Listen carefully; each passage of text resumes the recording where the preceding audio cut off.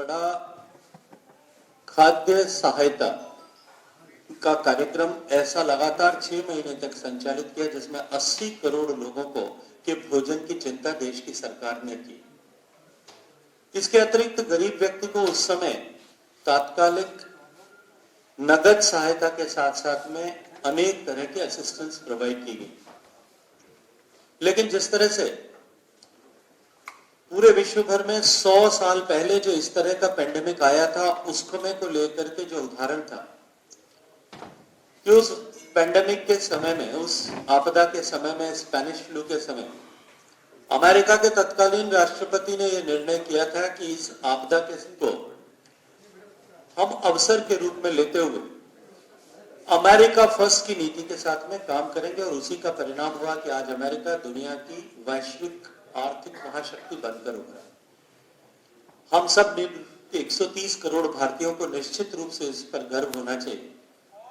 कि अब की बार जब दुनिया इस आपदा से गुजर रही थी, तब केवल एकमात्र भारत ऐसा देश था जिसने इस आपदा को अवसर पर में बदलने की चुनौती को स्वीकार किया, और माननीय प्रधानमंत्री जी के नेतृत्व में उन्होंने आत्मनिर्भर भारत बनाएंगे इस संकल्प के साथ में काम करना प्रारंभ किया। अभी वर्तमान में 1 तारीख को माननीय वित्त मंत्री जी ने जो बजट प्रस्तुत किया, और बजट की प्रस्तावना में जो उन्होंने उल्लेख किया कि पिछले वर्ष के बजट और इस वर्ष के बजट के बीच में 3 आत्मनिर्भर भारत की घोषणाएं, वो अपने आप में इतनी बड़ी थी कि वो मिनी बजट का स्वरूप था। 27 लाख करोड़ रुपए की घोषणाएं उस समय में की गई, और आज उसी का परिणाम है कि अर्थव्यवस्था के आकलन के किसी भी पैरामीटर पर, किसी भी इंडिकेटर पर असेस करके देख लीजिए, भारत की अर्थव्यवस्था दुनिया की बड़ी अर्थव्यवस्थाओं में सबसे ज्यादा तेजी से न केवल पटरी पर आने वाली अर्थव्यवस्था बनी, अभी तो भारत की अर्थव्यवस्था ने दुनिया भर में एक नया आदर्श प्रस्तुत किया है। इस आपदा को अवसर में बदलते हुए भारत को आत्मनिर्भर बनाने के संकल्प के साथ माननीय मुख्यमंत्री, माननीय वित्त मंत्री जी ने यह बजट प्रस्तुत किया है। इस बजट के आने से पूर्व सब लोग इस बात की आशंका करते थे, मार्केट को भी कहीं इस बात की आशंका थी कि क्योंकि इस आपदा के कारण से देशों की रेवेन्यू का तो जो है वो रिसोर्सेज कम हुए, आय कम हुई है, उसके कारण से निश्चित ही बजट का आकार सिकुड़ेगा, देश की सरकार को मजबूरन अपने खर्चों में कटौती करनी पड़ेगी। क्योंकि माननीय प्रधानमंत्री जी नरेंद्र मोदी जी जब 2014 में सत्ता में आए थे, तब से उन्होंने फिस्कल डिसिप्लिन को अपनी सरकार का एक मूल मंत्र बनाया था कि हम देश को हमेशा के लिए घाटे में नहीं झोंक सकते। और जिस तरह से पूर्ववर्ती सरकारों के समय में राजकोषीय घाटे को लेकर के कोई नियत नीति नहीं थी, उन्होंने एक प्रिंसिपल बना करके कि आने वाले 3 साल में हम फिस्कल डेफिसिट को 3.5% तक लेकर के आएंगे, इस योजना के साथ में काम किया, और सफलतापूर्वक जो है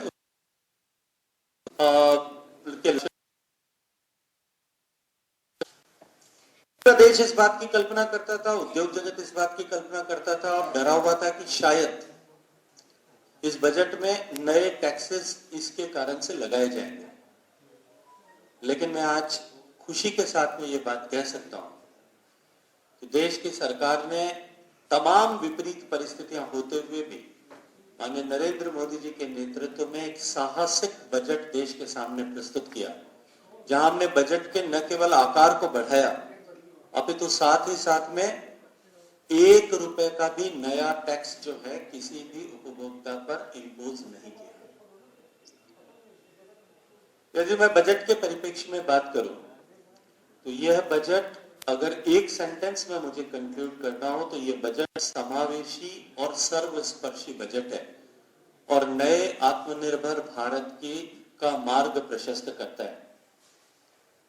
2014 से लेकर के अब तक जो कुल 8 बजट देश की सरकार ने नरेंद्र मोदी जी के प्रधानमंत्री बनने के बाद में प्रस्तुत किए, उन 8 बजट में आपस में एक नियत नीति, एक विचार और एक स्पष्ट लक्ष्य को लेकर के काम किया गया। और इसीलिए इन बजट के माध्यम से पिछले इतने वर्षों में हमने देश को एक दिशा देने में सफलता प्राप्त की है। सकारात्मक रूप से उस बजट के माध्यम से देश को दिशा देने में सफलता प्राप्त की है। आत्मनिर्भर भारत बनाने के सपने को लेकर के बनाया गया ये बजट माननीय वित्त मंत्री जी ने 6 अलग अलग पिलर्स पर रख करके प्रस्तुत किया था। बजट के माध्यम से देश के गरीब, जो कि माननीय नरेंद्र मोदी जी के सत्ता में आने के बाद से लगातार ही सरकार के नीति निर्धारण का केंद्र बिंदु रहा है। गरीब, महिला, किसान, मजदूर, दलित, पीड़ित, शोषित, इस बजट में भी उसी मंतव्य को स्पष्ट किया गया और एक बार और बल दिया गया। हम सब जानते हैं कि पिछले 5 साल में माननीय नरेंद्र मोदी जी के नेतृत्व में देश की सरकार ने साधारण मानवी के जीवन में परिवर्तन लाने के लक्ष्य को लेकर के, उसके जीवन में ईज ऑफ लिविंग आए, इसके लक्ष्य को लेकर के काम किया।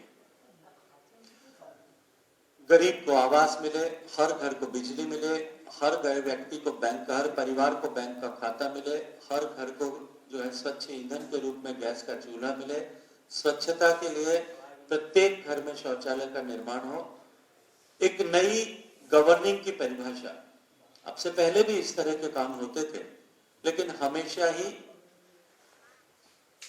अपने मतदाताओं के या अपने वोट बैंक के तुष्टिकरण के लक्ष्य को लेकर के इस तरह की योजनाएं चलाई जाती थी। नरेंद्र मोदी जी ने नई परिभाषा देते हुए कि हम 100% लाभार्थियों को लाभ मिले, जो अधिकारी है उसे लाभ मिले, इस दृष्टि से इन सारी योजनाओं को सफलता के साथ में पूरा किया। लेकिन हम सब जानते हैं परिवारों की वृद्धि और लगातार परिवारों के बढ़ने के कारण से आवश्यकताएं और बढ़ी है। और देश की सरकार ने उज्ज्वला के जो 8 करोड़ चूल्हे दिए थे, इस बजट में माननीय वित्त मंत्री जी ने 1 करोड़ नए कनेक्शंस और दिए जाएंगे, इस बात की घोषणा की है। कोरोना की आपदा के समय में प्रवासी मजदूरों का दर्द हम सब ने देखा था और उसी समय में निर्णय लेते हुए 1 नेशन 1 राशन कार्ड की परिकल्पना माननीय प्रधानमंत्री जी ने दी थी कि व्यक्ति चाहे कहीं भी रहे, अपने हिस्से का राशन, यदि वो अपने परिवार से दूर रह रहा है तो अपने हिस्से का राशन, अपने हिस्से का गेहूं, अपने हिस्से का चावल जो है वो जहां निवास कर रहा है वहां प्राप्त कर सकता है। 1 नेशन 1 राशन कार्ड जो है वो 32 प्रदेशों में लागू हो गया है। इसे बजट के माध्यम से उद्घाटित किया गया था। असम और बंगाल में काम करने वाले, टी गार्डन्स में काम करने वाली महिलाएं और उनके बच्चे, उनके जीवन में सुधार लाने की दृष्टि से भी 1000 करोड़ रुपए की धनराशि इस बजट के माध्यम से घोषित की गई। पेंडेमिक की आपदा के बाद में देश ने स्वास्थ्य संरचनाओं में, हेल्थ इंफ्रास्ट्रक्चर में जो कमियां थी उसको अनुभव किया। जहां एक समय में इस बात का अंदेशा व्यक्त किया जाता था कि देश में ऑक्सीजन की कमी होगी, ऐसा देश जो पीपीई किट नहीं बनाता है, जहां दवाइयों की कमी है, वहां वो देश किस तरह से इस आपदा का मुकाबला करेगा। लेकिन ये अलग बात है कि भारत ने पूरे विश्व के सामने एक आदर्श स्थिति को प्रस्तुत किया, जहां उसने न केवल इन सारे पर्सनल प्रोटेक्टिव इक्विपमेंट्स, चाहे मास्क या पीपीई किट्स होंगे, इन सब के अतिरिक्त वेंटिलेटर्स के निर्माण और इनके न केवल अपनी आवश्यकताओं की आपूर्ति, अभी तो इनके एक्सपोर्ट की दिशा में भी दुनिया की सब महाशक्ति के रूप में उभर करके अपनी ताकत का एहसास कराया कि संकल्प के शक्ति के माध्यम से भारत में इतनी क्षमता है कि हम सारे चुनौतियों का सामना कर सकते हैं। इसका बहुत बड़ा उदाहरण प्रस्तुत किया। और जब हमने अपना वैक्सीन बनाया, पूरी दुनिया ये कल्पना करती थी कि भारत जैसा देश, इतनी बड़ी आबादी वाला देश, इतने सीमित संसाधनों वाला देश इस चुनौती से किस तरह से निपटेगा। हम गर्व के साथ में कह सकते हैं कि हम दुनिया के सबसे पहले वैक्सीन निर्माण करने वाले न केवल देश बने, अभी तो दुनिया के सबसे बड़ा वैक्सीनाइजेशन ड्राइव लेने वाले देश भी बने। और इस बजट के माध्यम से 35,000 करोड़ रुपया वैक्सीनाइजेशन प्रोग्राम के लिए अलग से रखा गया। इसके अतिरिक्त स्वास्थ्य के बजट में 137% की बढ़ोतरी इस बजट के माध्यम से की गई है। और 2,38,000 करोड़ रुपए बजट में स्वास्थ्य सेवाओं के